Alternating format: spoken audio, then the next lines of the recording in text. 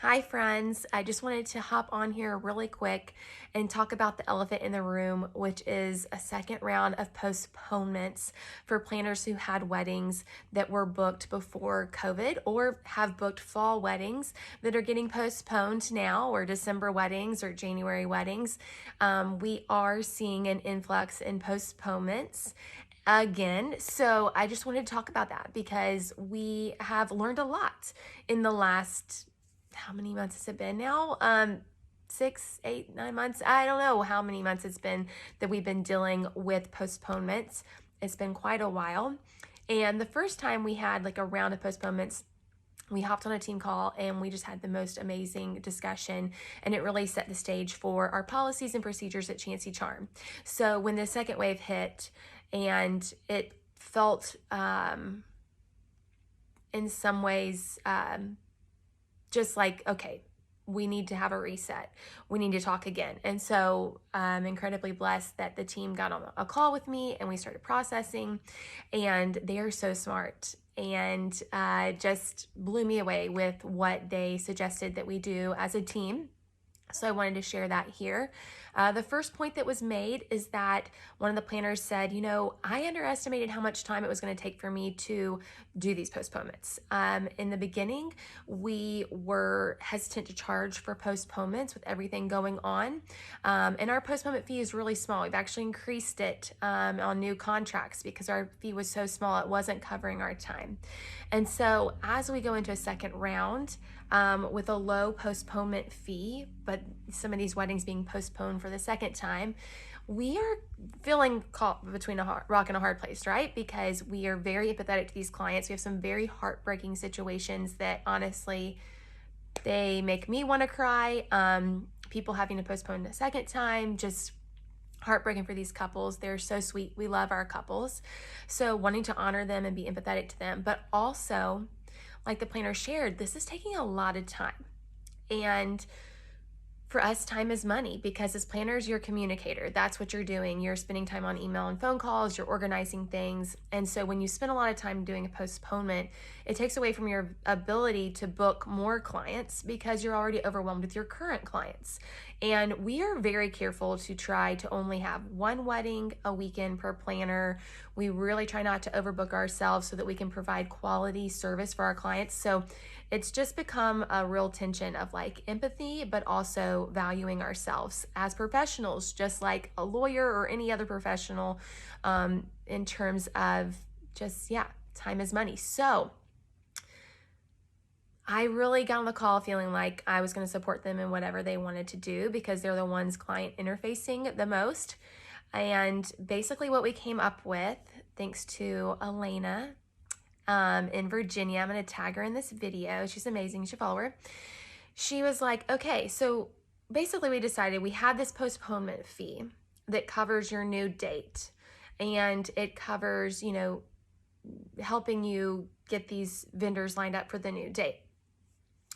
And let's basically take our postponement agreement and start writing things out in black and white, very simple, so that there's no miscommunication. Because kind of what's happened for a lot of our planners is that they postponed. They did or didn't charge the postponement fee. Like I said, we weren't, now we are. And so if we did, our hours were covered to work on all those new dates and all that. It's a lot of work to get all the vendors on a new date on board. So that kind of covered that. And then we had the initial charge that we had for the services. So let's say it's day of. And so we've started like spelling it out on our contract. Like, here are the services that were already completed. Layout checks, contract checks, a final walkthrough might have been completed. But here are the services that have not been completed. Rehearsal, day of coordination. And so we're going through the list of services that they originally contracted for. And we're saying, here are the things that have been done. Here are the things that have not been done. So your postponement fee is going to cover us, moving all your vendors to the new date and saving a new date, which is our inventory, basically. Skylar has really coined that term on our team, that our dates are our inventory. And then we're saying, so Past that, if you need more help, let's say you need your design redone because now you're going to have a spring wedding, but you were having a fall wedding, and, or just, any of those kind of needs, because we had a lot of clients reaching out with more questions because they're postponing things. And we were already really involved with them. Maybe we were 2 weeks from their wedding date.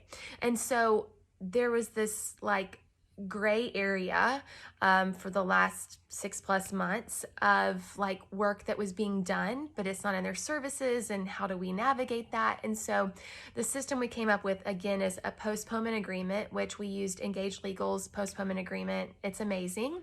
And then we're spelling out here's the $500 postponement fee. We've actually raised that on our newer contracts because it's so much work. You're going to pay this fee to get a new date. We're going to help you move the vendors over there or help you find the new date. And then here are the services that have been done. Here are the services that have not been done. So those are the services that we still owe you for the previously agreed upon original contract.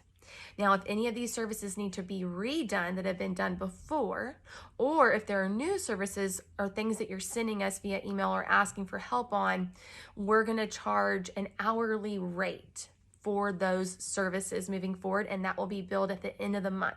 So it's functioning more like a lawyer would function. When I email my lawyer, I fully expect him to bill me for that email and for his time. And so we're trying to better value the time that we're spending, the extra time that we're spending with clients that postpone. So just wanted to hop on here and share that idea. It's not mine. It was my team's. They're amazing. And I just thought there are a lot of planners out there who are facing like postponements and the holidays, and time is just going down the toilet. And how do we navigate that in a professional and respectful way with our clients, where they don't feel like we're just all of a sudden sending them, charging them more money without like a reason or without work being done, upping that fee or just charging this huge amount up front. That feels unfair. But if they are asking for services and questions along the way and being charged, we just kind of felt like that was the right fit for this circumstance. It's not really something that we normally do, but I felt like, okay, this is going to be a good way to value ourselves, protect our time, but also serve our clients when they need it. So hopefully this is inspiring to you. It's helpful. I hope and pray. I am praying for you guys. I know there's so many sweet planners on the other side of this screen who are trying to navigate this. If you're navigating this alone, please go to the link in my bio, sign up for my free launch guide, get access to my wedding planner Facebook group, ask questions. We're here to help each other. We're going to get through this, and we are definitely stronger together. I am always rooting for you.